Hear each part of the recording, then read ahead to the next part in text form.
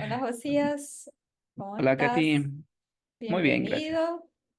Es un gusto Gracias, gracias, estar Katy. contigo. Bienvenido a quienes nos ven. Muchas gracias por acompañarnos.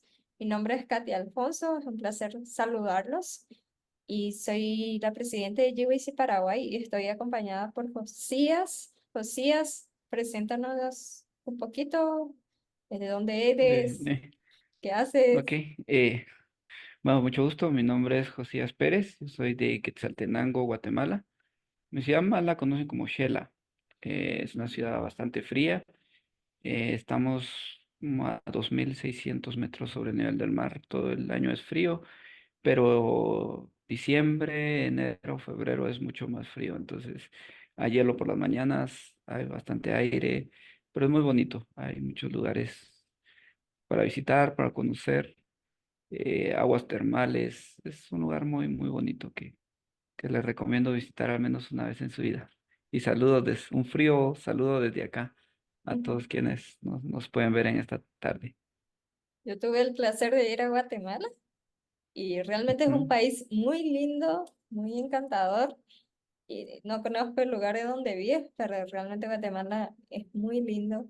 Y bueno, por aquí nosotros estamos sintiendo calor, estamos en pleno verano, pero bueno, también aprovechando estos momentos de calor que después se viene también el frío en Paraguay. Así que bueno, Excelente. gracias por acompañarnos, Josías, y vamos a poder interactuar la lección 2 de este Claro que sí. trimestre, ¿no? Que es un tema muy interesante, que es Jesús y la libertad, ¿sí? Ujú. Prácticamente Jesús es la libertad, en esencia, Él demostró la libertad religiosa. Entonces, vamos a hacer una oración para poder comenzar, ¿te parece? Claro que sí, con mucho gusto. Oremos. Amoroso Padre que estás en los cielos, Señor, santificado y glorificado sea tu nombre. Gracias, Padre, porque tú nos das este momento para poder compartir tu palabra, Señor. Aprender de ti, Señor. Gracias por esta lección maravillosa que tú nos das, que tú dirigiste, Señor, a la iglesia para poder preparar y que nosotros podamos hoy estudiarla y compartir con otros, Señor. Pedimos tu presencia, tu Espíritu Santo, para que tú, Señor, puedas dirigir, abrir nuestras mentes, nuestros corazones, Padre. Ayúdanos a entender la libertad religiosa y también te ruego, Señor, por tu Espíritu Santo y tu presencia, Señor, en todos los que están viendo este video, Padre. Te ruego, Señor, por amor de Jesús. Amén. Amén. Amén. Muy bien. La lección 2 se titula Esperanzas políticas frustradas. Bueno, Así nuestro es. versículo de estudio se encuentra en Lucas capítulo 5 del versículo 27 al 39. Y estos versículos, así como el versículo principal de la semana pasada, nos muestra principios sobre la libertad religiosa. Y voy a leer, dice así, el versículo 27. Después de estas cosas, salió y vio a un publicano llamado Leví, sentado al banco de los tributos públicos y le dijo, sígueme. Y dejándolo todo, se levantó y le siguió. Y Leví le hizo gran banquete en su casa. Y había mucha compañía de publicanos y de otros que estaban a la mesa con ellos. Y los escribas y los fariseos murmuraban contra los discípulos, diciendo, ¿por qué coméis y bebéis con publicanos y pecadores? Respondiendo Jesús les dijo, los que están sanos no tienen necesidad de médico, sino los enfermos. No he venido a llamar a Ujú. justos, sino a pecadores al arrepentimiento. Entonces ellos le dijeron, ¿por qué los discípulos de Juan ayunan muchas veces y hacen oraciones? Y asimismo los de los fariseos, pero los tuyos comen y beben. Él les dijo, ¿podéis acaso hacer que los que están de bodas ayunen, entre tanto que el esposo está con ellos?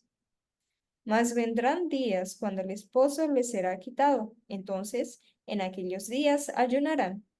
Les dijo también una parábola. Nadie corta un pedazo de un vestido nuevo y lo pone en un vestido viejo, pues si lo hace, no solamente rompe el nuevo, sino que el remiendo sacado de él no armoniza con el viejo. Y nadie echa vino nuevo en odres viejos. De otra manera, el vino nuevo romperá los odres y se derramará y los odres se romperán. Mas el vino nuevo en odres nuevos se ha de echar y lo uno y lo otro se conservan. Y ninguno que beba del añejo quiere luego el nuevo, porque dice, el añejo es mejor. Estos versículos son muy interesantes. Aquí vemos el llamado de Leví, Mateo, y vemos también que el pueblo, o sea, en la época en que Cristo vino a esta tierra, el pueblo realmente estaba en medio de la hostilidad política y luchas nacionales también. O sea, habían conceptos políticos muy adentrados en las personas. Entonces, antes de dar como muchos comentarios, me gustaría, la lección el sábado menciona un poco sobre el matrimonio que como la teología y el Estado, cuando se unen, ¿qué surge realmente cuando se combina la religión con la política? Ok. Esa pregunta es muy interesante porque ha sucedido y realmente ha sido el ideal de las personas que gobiernan tener el control de la población. Y básicamente se divide en dos áreas, la que es el área política y el área religiosa. Y esto es bien interesante porque, por ejemplo, en la Edad Media se dio este fenómeno, se unió la iglesia con el Estado y esa etapa se conoce como el oscurantismo. Fueron más de 1200 años que la humanidad prácticamente tuvo un bache, pues venía bien, se estancó y hasta que terminó ese periodo de unión de iglesia y Estado, pues volvieron otra vez a el renacentismo, el fin de la Edad Media, cuestiones similares, ayudan a entender el por qué no se debe unir la religión con la política. En este punto es bien bonito hablar de política, es un área que me gusta mucho, que he analizado y hay mucho que podríamos comentar. Pero básicamente, ¿qué es lo que ellos quieren? Ellos quieren controlar al ser humano. Y una forma bien práctica y que nosotros estamos dentro de esa red, un ejemplo bien claro es la energía eléctrica, por ejemplo. Todos estamos conectados en este momento, ¿verdad? A través de la energía eléctrica a un interruptor. Ese interruptor va a un poste de energía, ese poste va conectado a una central, esa central va conectada a una generadora y el Estado es quien controla eso. Nosotros le pagamos a una empresa, esa empresa le paga al Estado, el Estado permite la distribución de la energía. Y el Estado, si en dado caso nos quisiera reprimir, bueno, dice, yo les quito la energía eléctrica y nos quedamos todos sin energía. Entonces, es una forma en que a nosotros nos tienen controlados. Y esa es una parte de la parte civil, pero también de la parte política. Y algo muy similar con el ejemplo de la energía eléctrica es lo que ellos quisieran tener cortando nuestra libertad religiosa. Ellos quisieran que todos fuéramos a la misma iglesia, ante la misma persona, tuviéramos el mismo pensamiento, la misma ideología, pagáramos nuestros impuestos, nuestro diezmo, nuestras ofrendas y centralizarlo todo. Y ese es un estándar que gracias a Dios no se ha logrado. O sea, nosotros sí pagamos impuestos, sí tenemos que pagar por los servicios, sí damos nuestro diezmo, nuestras ofrendas, pero tenemos la libertad de elegir a quién se lo damos. Creo que en ningún lugar, al menos que yo sepa, el Estado dice quién va a ser el pastor de la iglesia, por ejemplo, o quién va a ser el director, quién va a ser el diácono, quién va a ser el inicio. Hay una separación bastante clara de esas dos áreas y esa es una grande bendición que nosotros hemos podido obtener después de miles de años, literal, o sea, fueron un periodo de más de 1200 años en las que no se tenían esas libertades. Sin embargo, nosotros hoy en día, aunque el Estado quiere globalizarse, quiere centralizarse, pues todavía no lo ha podido hacer. Nosotros podemos elegir a quién adorar, podemos elegir a qué iglesia ir, podemos elegir a nuestros líderes.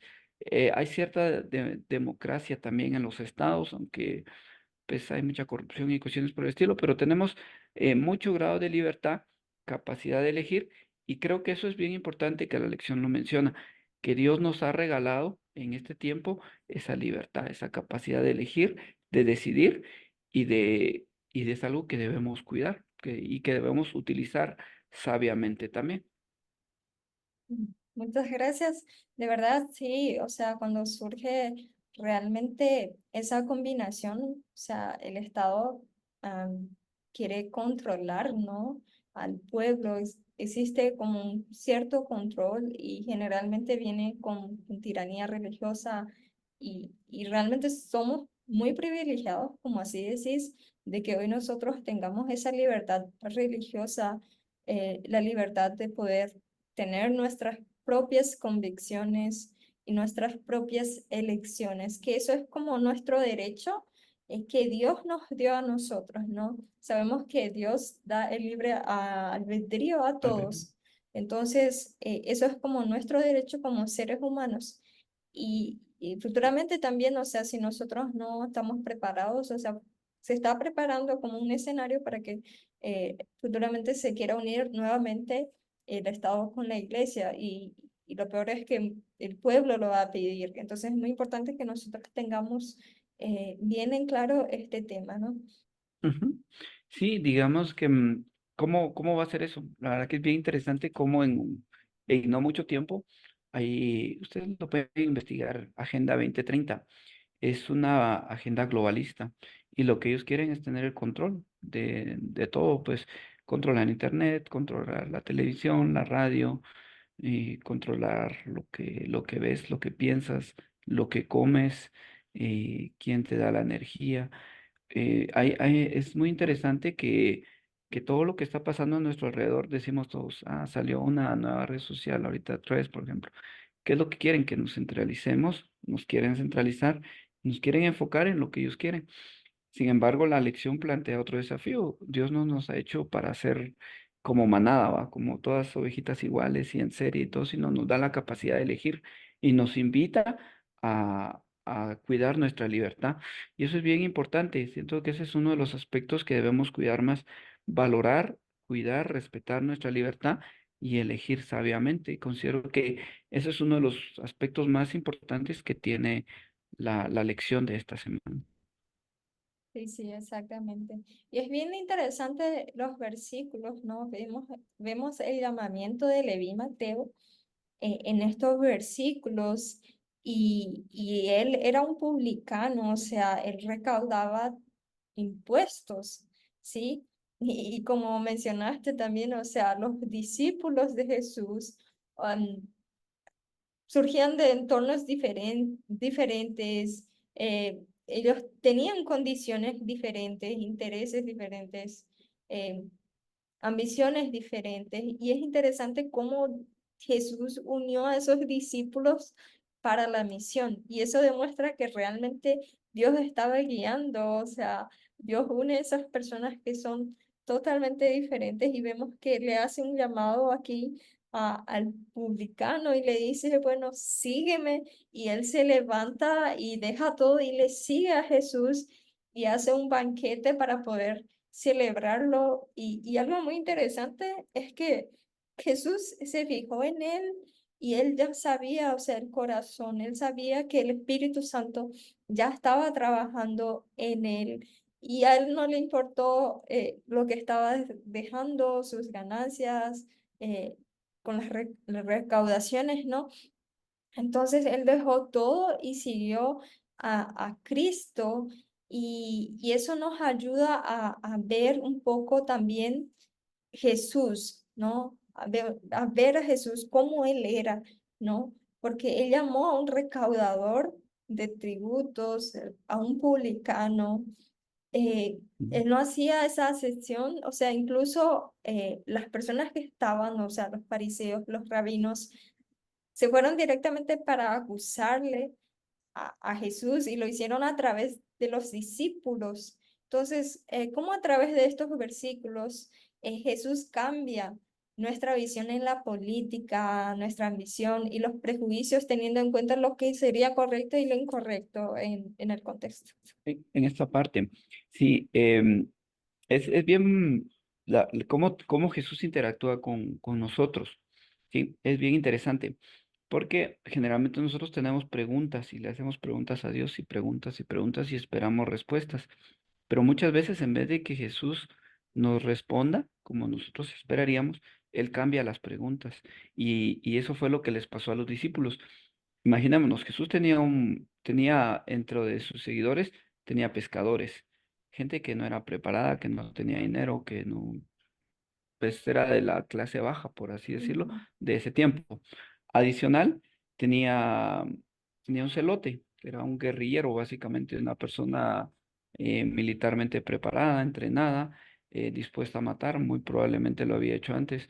Tenía personas, tenía un médico, tenía diferentes personas, pero al final, ese grupo inicial que Jesús tenía, ellos creían que Jesús les iba a devolver al Israel con reyes, con poder militar, con poder político, con dinero, con... ellos tenían una visión muy tergiversada de lo que Jesús realmente estaba preparando. Y entonces vino Jesús y cambia el juego, ¿verdad? Y les dice, miren, mi reino no es de este mundo. Yo no pertenezco a esta tierra. No busquen tesoros aquí. No se preocupen por hacer joyas, dinero, riquezas. Eso se va a acabar, eso no vale, eso no es importante. ¿Y qué viene? Y Jesús les dice, yo quiero que sean todos eh, hermanos, que se amen unos a otros. Y era bien difícil, como un celote, como una persona que era un guerrillero, una persona fuerte, con emociones que se manifestaban fuertes, violenta muy probablemente. Olvidé de mencionar a Juan, a su hermano, personas que eran muy fáciles de enojar con una persona que ellos odiaban, pues. Imagínense en ese tiempo les cobraban el diezmo por todos y a veces no era solo el diezmo, a veces era el 20%. Ustedes llevaban una libra, bueno, un quintal, digamos, de maíz, de frijolito, y pasaban delante del publicano y él les quitaba el 10% de eso, y a veces el 20%. Y algunas fuentes citan que hasta el 30%. O sea, pasar enfrente de ellos era porque se iban a quedar sin buena parte de su dinero. Una persona que ellos odiaban, les caía mal. Yo siento que hasta solo verlo les dolía el estómago, les dolía la cabeza, se molestaban y ahora iba a ser un compañero de ellos. Entonces Jesús vino y les cambió todas las ideas que ellos tenían de que iban a ser gobernantes, políticos, con riquezas y todo. Entonces ellos se quedaron en el aire, ¿va? O sea, realmente, ¿qué estamos haciendo aquí? En algún momento se pudieron preguntar. Y, y la historia nos cuenta que esos discípulos que Jesús eligió, cambiaron el mundo en menos de 100 años, porque todo el mundo conocido supo que había un Salvador, que había venido, que había sido crucificado, que había resucitado y que iba a volver en menos de 100 años. Y fue una de las razones de la caída del Imperio Romano, sus divisiones, que llegó el Evangelio a Etiopía, a todo Oriente Medio, a hay regiones tan lejanas como China, que incluso llegó en un corto periodo de tiempo. Pero ¿cómo fue? Primero porque Jesús les planteó los objetivos correctos. ¿Cuál es un objetivo correcto políticamente? No necesariamente buscar, yo quiero ser un alcalde, un presidente, un diputado, un vicepresidente, eso Jesús lo desechó. ¿Qué es más importante para Jesús en el contexto político? Amar a mi hermano, aceptarlo, ayudarlo, entenderlo, comprenderlo. Y después de ese proceso, pues ya Dios se encarga de hacer los cambios que tenga que hacerse. ¿Sí? Realmente nosotros, Dios no nos ha mandado a ser políticamente correctos, ni políticamente activos, ni nada por el estilo. El mandamiento que Dios nos dio, ámense los unos a los otros, únicamente. ¿Cómo es eso? Es muy difícil. Amar a alguien que nos trata bien es fácil, pero alguien que nos ha tratado mal, que nos ha hecho daño, que nos ha lastimado, es una situación bien difícil. Y eso únicamente lo podemos lograr mediante el poder de Jesús. Si no está el poder de Jesús, el Espíritu Santo en nosotros, lo único que va a despertar es rencores, odio, deseos de venganza, y de eso está lleno el mundo, pues. O sea, ¿cuántas guerras no se han desarrollado? Porque una persona no pudo perdonar a otra, ¿sí? Básicamente ese es el origen de las guerras, nuestra incapacidad de perdonar, nuestra incapacidad de amar. Y bueno, Jesús eso es lo que nos invita a hacer. No nos dice sean de derecha, sean de izquierda, voten por tal persona. No, eso va a seguir mal hasta que Él venga. Pero Él sí nos invita a amar a otras personas, a amarlo a Él, a aceptarlo como nuestro Salvador. Y ya lo demás, esa parte política, que es un poquito más difícil, se la dejamos a Él. Sí, realmente Jesús es nuestro mejor ejemplo de cómo Él realmente trataba a las personas y como bien dijiste, Él dejó bien claro que su reino no pertenecía a este mundo. Y hay versículos que dicen que nosotros no somos ciudadanos de aquí, sino que somos ciudadanos del reino celestial. Entonces, prácticamente el pueblo de aquel entonces que seguía a Cristo, o sea, tenía una percepción todavía de que Cristo reinaría de forma terrenal. Entonces, había intereses políticas para que ellos fuesen librados de las autoridades de los romanos, ¿no? Entonces, vemos que había una percepción errada de lo que él realmente vino a hacer. Y es Sí, muy interesante, sí, y sí. en esa parte lo que mencionas es bien, bien bonito, porque Jesús no vino a quitarles a los romanos encima a los judíos. Los romanos siguieron como por 400 años más, los judíos fueron destruidos como 30 años después, y la política aparentemente siguió igual, pero los cristianos, los verdaderos cristianos siempre fueron buenos ciudadanos, y Jesús nos dio la clave para ser un buen ciudadano. Dice, dad a César lo que es de César y dad a Dios lo que es de Dios. Media vez nosotros estemos al día con esa parte, podemos ser buenos ciudadanos y podemos ser buenos hijos de Dios. O sea, es muy práctica, la verdad, la lección es bien práctica, muy sencilla de comprender, pero también requiere es un desafío, pues, para nosotros poder vivir de acuerdo a los requerimientos de Dios más para este tiempo. Los cuatro primeros mandamientos pertenecen a Dios y los otros seis, en donde pueden entrar eh, la ley civil, el Estado, que ya compete a lo que es el prójimo, pero los cuatro primeros pertenecen a Dios exclusivamente.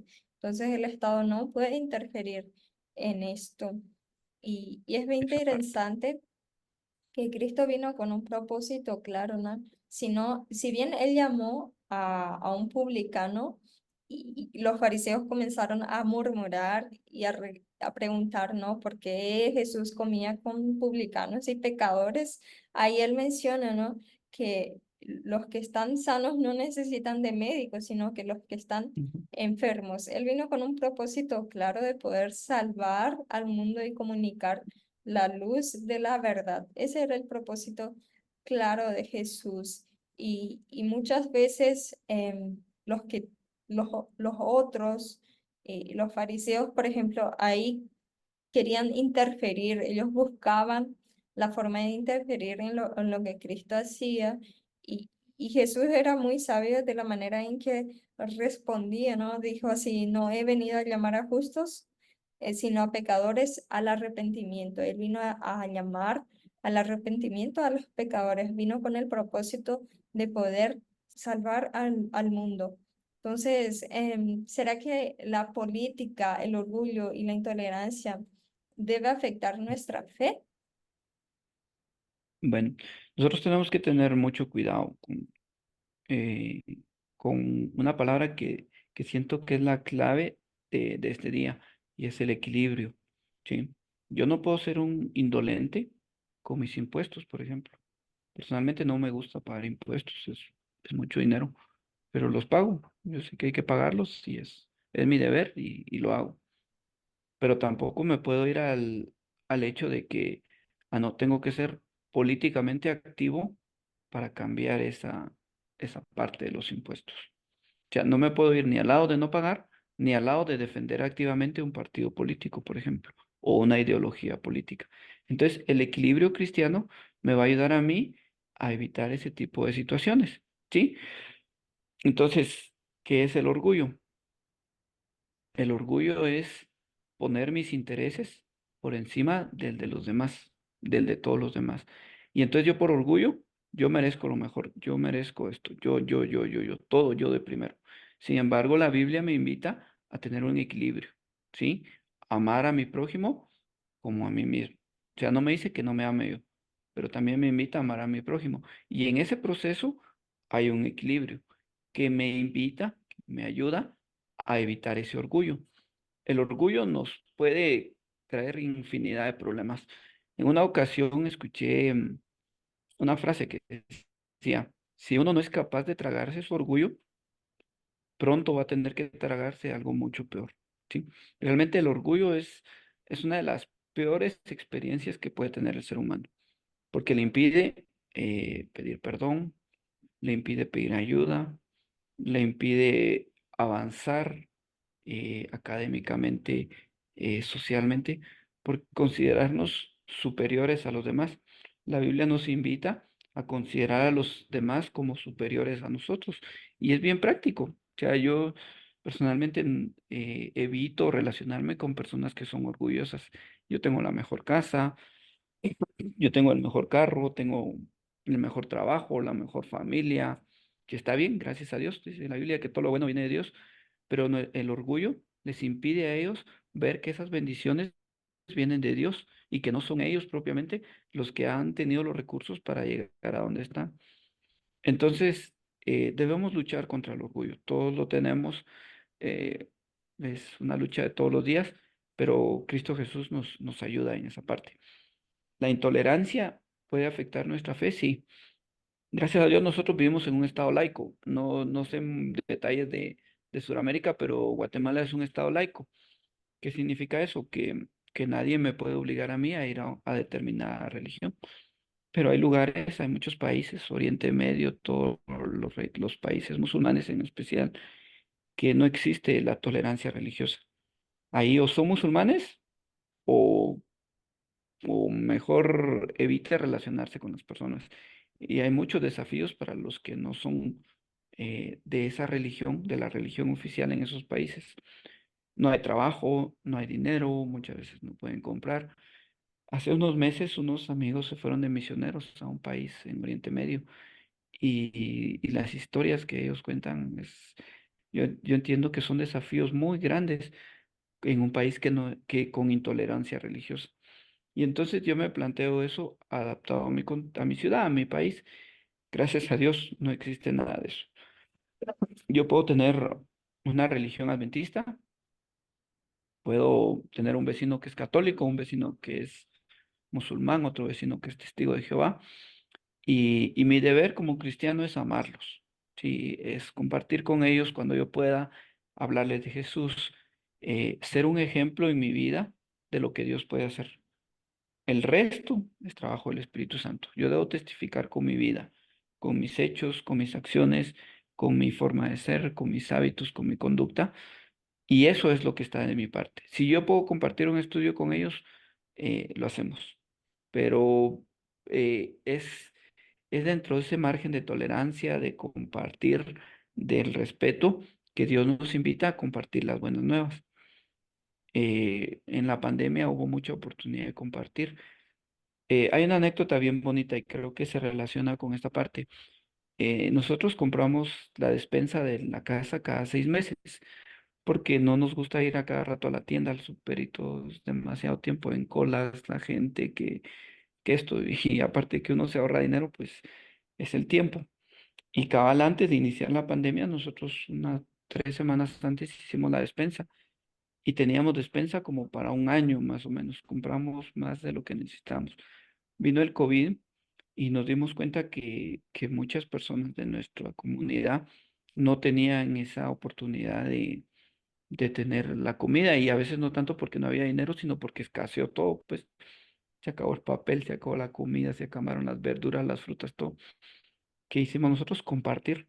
Y vivieron personas que nunca nos aceptaron un estudio bíblico, que nunca quisieron escuchar de la iglesia, nada por el estilo. Y en esa oportunidad pues sí, sí lo permitieron, les llevamos alguna canasta, algunos víveres, oramos con ellos, les llevamos algún libro y todo a través del respeto, de la tolerancia, de la compasión, eh, pal- eh, actitudes que son muy importantes para un cristiano.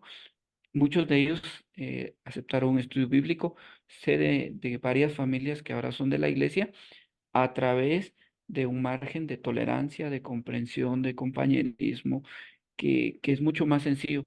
Dios va a permitir los canales para que nosotros compartamos con las otras personas siempre y cuando nosotros utilicemos los medios que Dios ha dejado. Dios no nos dice obliguen a las personas a guardar el sábado, a ser adventistas, a dar su diezmo. Dios no fuerza a nadie. Sí, la lección es muy clara. Dios invita a las personas a seguirles. Él quiere hacerles bien, pero no obliga a nadie. Sí, nadie es obligado a ir con Dios y decirle, Dios no obliga a nadie. Dios no le va a decir, mire, haga esto. Dios lo invita a hacerlo y le da bendiciones, pero no obliga a nadie. Es algo voluntario que nace del corazón y eso es lo que Dios quiere. Que nosotros le sirvamos de corazón, que compartamos con los demás y el deseo de ser recíprocos con Dios va a nacer en esa persona, no porque nosotros se lo impongamos. Muchas veces yo creo que lo que más nos afecta en esto es nuestra suficiencia propia. Cuando realmente tenemos un alto concepto de nosotros y nos creemos realmente superiores al otro, o no, mi religión es el correcto, y sin duda, o sea, ninguna de las religiones piensa, por ejemplo, que no es la verdadera. Entonces, cuando nosotros nos colocamos por encima del otro, pensando que somos mayores que el otro, realmente muchas veces ahí nuestras creencias, lo que nosotros creemos, nuestras vivencias, pueden afectar al otro, a nuestro entorno. Pero por eso es muy importante tener en claro que el Señor nos da el libre albedrío, que cada uno escoja. O sea, por ejemplo, el Señor cuando permitió la caída del hombre, cuando permitió la entrada del pecado, o sea, lo que Él estaba esperando es un servicio de amor, es un servicio de amor hacia Él. Entonces, Él quiere que nosotros podamos servirle voluntariamente. Lo mismo, o sea, solo el amor puede despertar el amor. Entonces, solo el amor es el que transforma. Entonces, Sí, nuestros realmente, orgullos, ujú, nuestras creencias no deben afectar la fe del otro, ni el orgullo de la otra persona debería afectar nuestra fe. O sea, todos somos libres de poder creer lo que creemos y cuando nosotros reconocemos eso, o sea, donde empieza mi respeto, empieza también el del otro. O sea, si yo quiero que los demás me respeten, respeten mis creencias, lo que yo creo, también yo debo respetar las creencias del otro. Entonces es algo muy interesante. ¿Tienes algún comentario? sí, sí, no recuerdo quién dijo la frase, pero el respeto al derecho ajeno es la paz y eh, creo que muchas veces nosotros hemos pecado creyendo que nuestra religión es superior a la de los demás. Pero una vez que nosotros tengamos ese pensamiento en nuestra mente, ya nuestra religión no vale mucho, porque es muy probable que nuestra religión nos lleve a menospreciar a otro ser humano. Y una religión que menosprecia a un ser humano no tiene ningún valor ante Dios. Entonces, debemos cuidarnos mucho de esa parte. O sea, creemos que es la iglesia verdadera, pero eso no nos hace mejores como organización, como religión, a ninguna otra. ¿Sí? O sea, Dios tiene muchos hijos y tiene más hijos en otras religiones que dentro de la iglesia adventista en este momento. Entonces nosotros debemos ser muy cuidadosos en la forma de relacionarnos con otras personas de nuestra comunidad, con nuestros amigos, familiares que no son de la iglesia, para que ellos, en vez de ver a nosotros a alguien religioso, puedan ver a alguien, un cristiano, alguien que tiene a Dios en su corazón, alguien que ha permitido que Cristo trabaje en él y que está permitiendo esos cambios. Y cuando ellos vean esas actitudes, esos frutos del Espíritu en nosotros, ellos mismos van a preguntar, nos van a buscar, y entonces va a ser nuestra oportunidad para compartirles del amor de Dios. Pero si nos vamos por el lado del orgullo, de la suficiencia, de sentirnos superiores, difícilmente vamos a tener algún avance positivo para la obra en esas personas. Sí, y vemos que los fariseos tenían esa suficiencia propia, y esto me recuerda a un texto que está en el deseado de todas las gentes, que dice así: los fariseos se creían demasiado sabios para necesitar instrucción, demasiado justos para necesitar salvación, demasiado altamente honrados para necesitar la honra que proviene de Cristo. El Salvador se apartó de ellos para hallar a otros que quisieran recibir el mensaje del cielo, en los pescadores sin instrucción, en los publicanos de la plaza, en la mujer de Samaria, en el vulgo que le oía gustosamente, halló sus nuevos odres para el nuevo vino. Por ejemplo, los fariseos estaban tan llenos de las tradiciones, costumbres, incluso preguntaron por qué ellos no ayunaban. Entonces ellos eran tan autosuficientes que se creían que no necesitaban la ayuda de Cristo. Entonces Cristo no podía ayudarlos.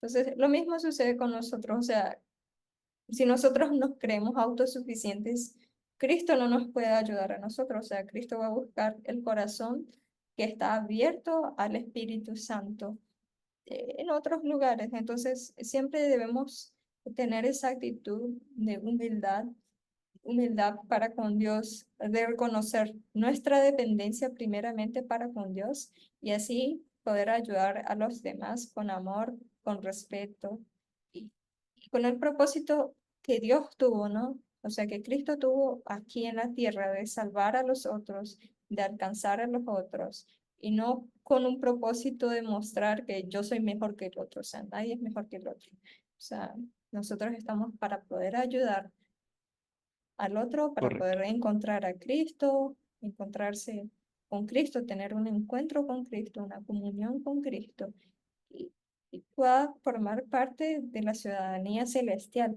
Entonces, ese es nuestro propósito principal, y no mostrar que nuestro mensaje es mejor, eh, o que somos mejores. No, o sea, si estamos sí, pensando así, realmente estamos en la misma condición de los fariseos, que estaban pensando que eran mejores que los publicanos. O sea, la lección menciona eso, que realmente ellos estaban en peores condiciones que los publicanos. Entonces, eso hoy en día puede suceder con nosotros si nosotros realmente no vigilamos, no oramos, y someter nuestro yo a Dios, para que Él pueda realmente matarlo y que Él pueda vivir en nosotros y no nosotros, o sea, nuestro yo. correcto. Sí, realmente tenemos la opción de elegir y con eso iniciamos, ¿verdad? Podemos elegir si seguir a Jesús, hacer lo que Él nos invita a hacer, o dejarnos guiar por nuestro orgullo, nuestra suficiencia, nuestra autocapacidad que no nos vaya a llevar a ningún lado, ¿verdad? Entonces, son decisiones bastante básicas que debemos ser muy sabios para tomarlas. Eh, Jesús nos invita, ¿verdad? Hay muchas instrucciones que Jesús nos da, muchas invitaciones, pero la palabra final es de nosotros. Jesús no nos va a obligar. Él dice, yo estoy a la puerta, yo llamo, quiero entrar, quiero ayudarte, quiero ordenar lo que está mal, quiero hacer muchas cosas a través de ti, pero si tú me permites, lo voy a hacer. Si no, pues no. Jesús es muy condescendiente con nosotros. Nos invita, nos motiva, nos insta, nos busca, pero no nos obliga. Eso es lo único que Dios no puede hacer, obligarnos. Entonces, creo que eso es muy importante. Pedirle a Dios sabiduría, pedirle a Dios inteligencia para tomar las mejores decisiones en relación a la política y también en relación a nuestro trato con otras personas y en especial con personas que no son de nuestra fe. Exactamente. Que el Señor nos ayude y que cada uno de nosotros podamos tomar la decisión de colocar a Dios en primer lugar en nuestras vidas. Así que muchas gracias, Josías. ¿Puedes terminar con Claro una que sí. oración? Claro que sí. Vamos a ver. Padre nuestro, gracias por este día, por la vida y la salud y también por permitirnos compartir y sobre la palabra que tú has dejado para nosotros. Señor, queremos invitarte a que seas tú quien guíe nuestras palabras, nuestras acciones, nuestros pensamientos y que, Señor, podamos buscarte todos los días a primera hora, que sea nuestra primera actividad del día, para que tú nos des tu poder, tu espíritu y que nosotros podamos ser un reflejo del amor que tú tienes para cada uno de los humanos. Ayúdanos a desarrollar en nosotros la bondad, la compasión, el amor, la pureza y todos los frutos que quieras poner en nuestra vida. Te suplicamos, Señor, que nos moldees en cada momento, en cada situación, y que, Señor, un día no muy lejano tú puedas decir que estamos listos para que tú vengas por nosotros. Ayúdanos a tener en mente que nuestra ciudadanía es del cielo y que tú vas a estar más que nadie al pendiente de la fecha en que tú vienes y que nosotros podamos estar preparados. Ayúdanos también a compartir este mensaje con otras personas que aún no te conocen y que cada día, Señor, podamos tener eso como nuestra prioridad en nuestra vida. Cuídanos, Señor, danos un descanso reparador y que mañana podamos tener éxito en las actividades que realicemos. Son favores que te pedimos en nombre de Jesús. Amén. Amén, amén. Muchas gracias, Josías. Muchas gracias a todos los que nos ven. Y bueno, nos vemos en un próximo repaso de Inverse. Claro que sí. Un gusto Chao, chao. saludarte.